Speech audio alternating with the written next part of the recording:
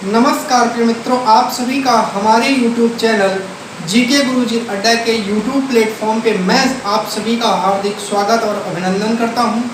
जैसा कि हम लोगों ने कल पढ़ा था द रिवोल्ट ऑफ 1857 का हमने जो 4 से 6 कारण आपको बताए थे, उनमें से हमने पहला कारण जो पॉलिटिकल कॉज था हमने पढ़ लिया था।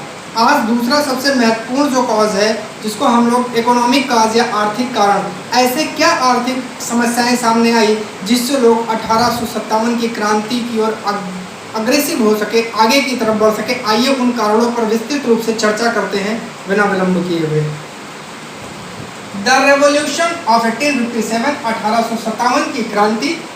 हर क्रांति में जैसे कि आपको पता है कॉजेज महत्वपूर्ण होते हैं, तो आज हम लोग इसमें पढ़ेंगे इकोनॉमिक कॉजेज, क्या आर्थिक कारण है। तो इकोनॉमिक कॉजेज का मतलब होता है आर्थिक कारण।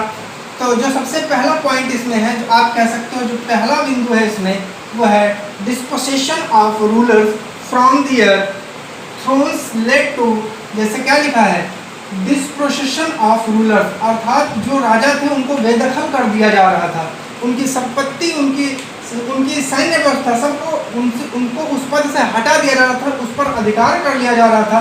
From their thrones led to retrenchment, अर्थात उनके सिंहासन को, जो नेतृत्व था उसको हटा दिया जा रहा था, उनकी छटनी कर दी जा रहे थे। और इस प्रकार से जब छटनी हो रही थी तो जो राजा के संबंधित जितने भी लोग एम्प्लॉई, मान के चलो कि थाउजेंड्स एम्प्लॉयज जो कर्मचारी थे, वो उनके पास कोई काम नहीं रह गया, वो परेशान हो गए। और इससे क्या होगा, जब वो परेशान हो गए तो उन्होंने एक गुट बनाया और उन्होंने अंग्रेजों के खिलाफ अर्थात एक क्रांति की, अपनी परिसीमा को तैयार करना शुरू कर दिया, अर्थात जो क्रांति है उसके जाल को बुनना शुरू कर दिया।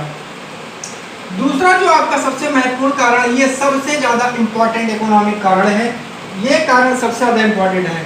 लैंडलॉर्ड्स, जो बड़े बड़े जमींदार थे, उन्होंने क्या किया, डिप्रिव ऑफ दियर स्टेट, अर्थात उनको उनके स्टेट, जो राज्य थे, जो उनके पास राज्य थे, उससे उनको क्या कर दिया जाता है, वंचित कर दिया जाता है। और जब वो अपने राज्य से वंचित हो जाते हैं तो उसका काज क्या होता है, काज का मतलब होता है कारण। उसका कारण क्या निकल कर आता है, एक्ट ऑफ एबोलिशन ऑफ इमान्स, अर्थात जो ये एक्ट ऑफ एबोल्यूशन था, उन्मूलन का जो एक्ट कानून बनाया गया था, उसी के तहत उनको क्या कर दिया अंग्रेजों ने, उनके जमींदारी से उनको क्या कर दिया, वंचित कर दिया था जमींदार।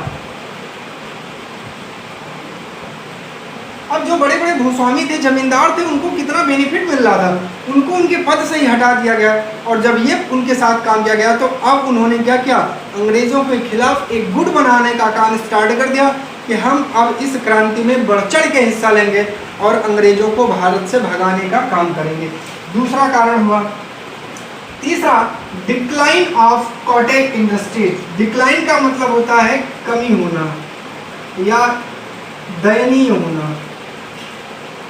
आप कह सकते हो दयनीय होना। Decline of cottage industries, cottage industries की स्थिति डिक्लाइन, धीरे धीरे एक ऊपर से नीचे की तरफ जा रही थी।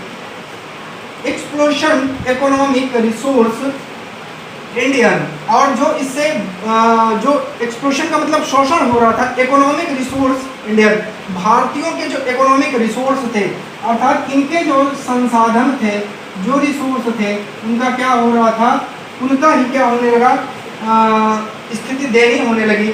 स्पेशली मुख्यतः raw materials for the British industries. और देखिए, जो रॉ मटेरियल होता था ना, उसको ब्रिटिश इंडस्ट्रीज के लिए भेजा जाता था। अंग्रेजों ने यहाँ अपनी चाल दिखाई और जो कच्चा पदार्थ भारत में होता था, अब वो भारत में नहीं बनाया जाता, उसको ये लोग अपना सारा सामान, रॉ मटेरियल इंग्लैंड भेज देते थे और वहाँ से भेज करके वहाँ मशीनों के द्वारा कपड़ों की बुनाई करते थे और कपड़ों की बुनाई करके उसको पुनः भारत में लाते थे।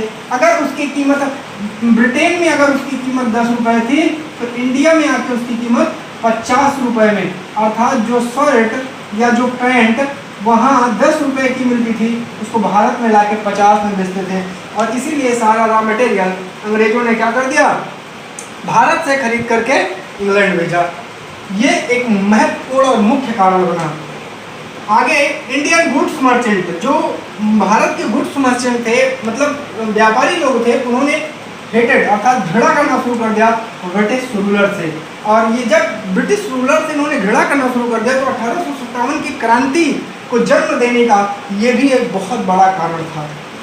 और यहाँ से 3 बातें इंपॉर्टेंट निकल के आई है इकोनॉमिक में, एम्प्लॉयमेंट, अपॉर्चुनिटीज और सोशल सुप्रीमेसी। इन तीनों की स्थिति ब्रिटिश सरकार में धीरे धीरे नीचे जाने लगी। और जब इनकी स्थिति नीचे जाने लगी तो क्या हुआ, birth of suspicion and decline for the British. इससे सुपिशंस का मतलब संदेह उत्पन्न होने लगा, डिसलाइक का मतलब उनको नापसंद किया जाने लगा। इसका मतलब होता है नापसंद, नापसंद, उनको नापसंद किया जाने लगा। और इन सब ने एकजुट होकर के ये सारी स्थितियां जब एकजुट हुई, अर्थात लैंडलॉर्ड्स इकट्ठे हो गए, आपके जो सिंहासन से हटाए गए राजा थे, जो कर्मचारी फैक्ट्रियों में काम करते थे, जब वो हटा दिए गए, और ये एक्ट ऑफ एबोलिशन, इसका जो प्रभाव था, ठीक है ना, कॉटेज इंडस्ट्रीज में वर्क करने वाले लोग, इनका जो इम्पोर्टेंस था, और इंडियन गुड्स मर्चेंट, इन्होंने इम्पोर्टेंट भूमिका निभाई। उसके बाद रोजगार के अवसर में कमी, अपॉर्चुनिटी, अवसर का ना मिल पाना, और सोशल सुप्रीमेसी अर्थात सामाजिक प्रभुत्व में भी कहीं ना कहीं कमी आने लगी। इन सब ने जाकर के भारत में द रिवोल्ट ऑफ 1857 को जन्म दिया। और ये इसका आर्थिक कारण है, जब भारत की अर्थव्यवस्था चरमराने लगी, इन सब ने एकजुट होकर इस क्रांति में अपना पूरा सहयोग दिया।